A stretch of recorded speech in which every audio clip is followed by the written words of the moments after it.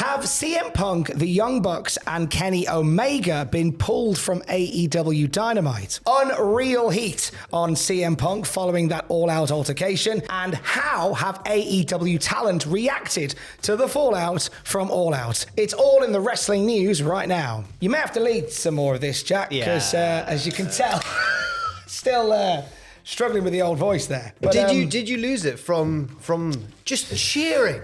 Just having a lovely Shouting. time at the wrestling, mainly. And then I got to ask Triple H a question, and he found it hilarious. And that was the most eventful thing that happened in a wrestling press conference all weekend. Are you setting up some kind of visual gag here, Tom? Don't know what you mean, mate. So, Punk and Bucks. Now, we haven't heard yet exactly what the crack is in terms of what will happen following that press conference. But what's the Wrestling Observer been telling us? The Wrestling Observer say that due to the ever-changing situation following the post-all-out backstage fight between CM Punk, Ace Steel, the Young Bucks, and Kenny Omega, changes have been made to Wednesday's Dynamite. Dave Meltzer is reporting that two of those changes include former AEW World Champions Chris Jericho and Jon Moxley both appearing on Wednesday's Buffalo, New York debut, first time they've run in Buffalo. Neither were originally scheduled to appear, and it's unknown if they'll be wrestling or simply doing promos, but it seems like they're possibly stepping in for Punk, the Bucks, Kenny, the people. Yeah, they can't be there then. And that's because Meltzer says that apparently there are, and he's not specific about this yet, we don't exactly know who he means, but he says there are suspensions stemming from the Sunday fight. That was a result of Punk's post-all-out press conference comments when he called out the EVPs. Steele and Pat Buck. What's Pat Buck done? What? Well, I think Pat Buck was in amongst all of that by the sounds of it. Okay. Well, Steele and Pat Buck will not be at Wednesday's Dynamite, but it's unconfirmed if they are officially suspended.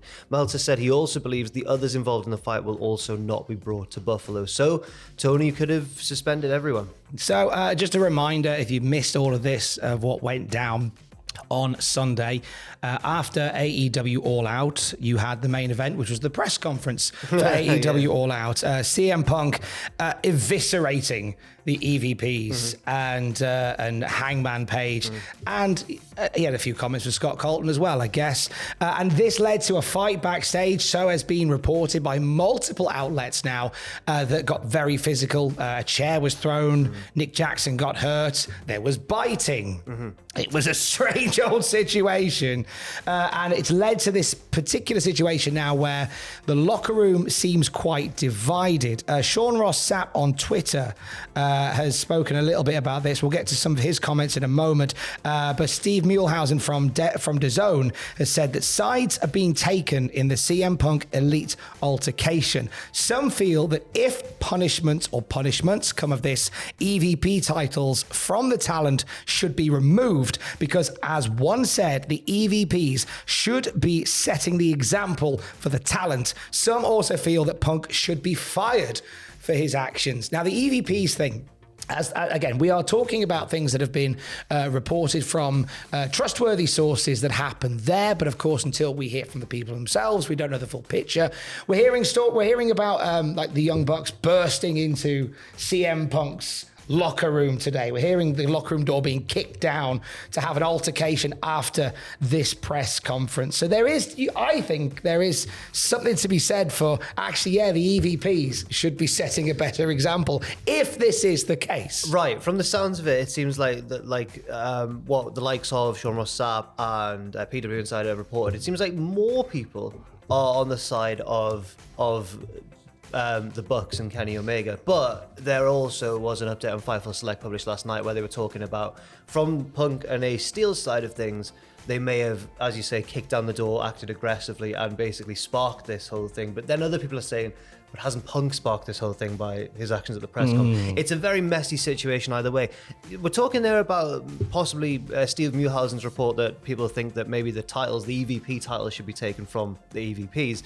We talk about real titles as well, because they are now the first ever six-man or trios champions in AEW, and CM Punk's the world champion again. So it's all very awkward. There's going to be a big vacuum on TV this week, it'll probably feel like. It's going to feel strange, and I wonder whether we'll see an opportunity for other people to maybe step up and fill that gap.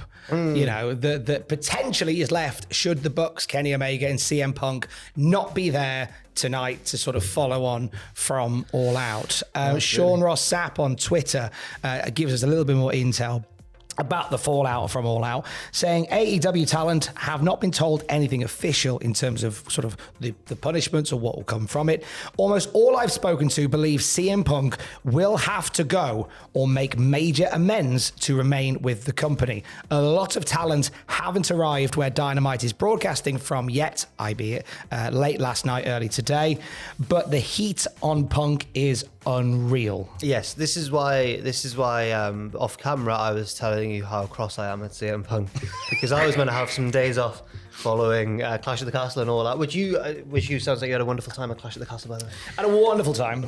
However, CM Punk has decided not to give me proper days off. Oh, because he's gone and done this. And, well, lots of different people have gone and done this. I shouldn't just say it's all CM Punk. However... All your fault, Phil. This is what's kept us on tenterhooks, basically, over the past couple of days. The idea that possibly CM Punk could be getting fired, which would be a monstrous wrestling news story and have huge repercussions and consequences.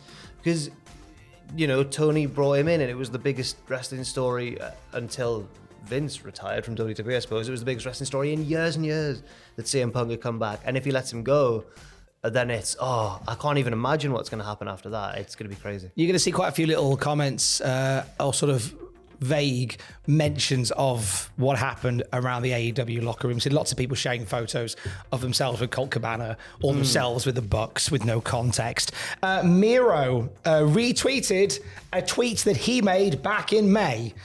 Which was a laughing emoji, quote retweeting, it's a wheel within a wheel this, yes. Quote retweeting something that CM Punk said in May. Back in May, CM Punk said, "It doesn't matter if your opinion of your coworker is positive or negative, stand with them because they'll do the same to you and you'll wish someone helped. Trust me, you're expendable. Together you are unstoppable." Now that was to do with like unions in wrestling. That was a conversation around then.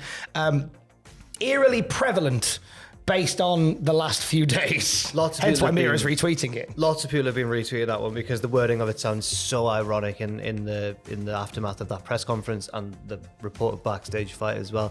But Miro, quote, retweeting it with a crying laughter emoji. So that happened originally in May. But he's decided to do that again now. Just give it another little bump. I see what he's doing. Now, I know you've probably had your take on it over the last couple of days. I'm quite late to the party, but I'll give you my 2 cents for what it's worth, which is about half of them. No. If this is, because a lot of people are saying this is a work, this is most definitely a work. The thing is, if this is a work, you've done it at the behest of the biggest return in your company of the year, right, which is MJF. The hype around MJF coming back, if he will or if he won't, to AEW was huge. The actual way he returned was incredibly creative and well put together. Like the whole thing with everybody jumping the casino ladder match and then the sympathy for the devil music as he walked down to the ring and took the... It was all so good. The voicemail. The voicemail bit at the end and all of this, I thought...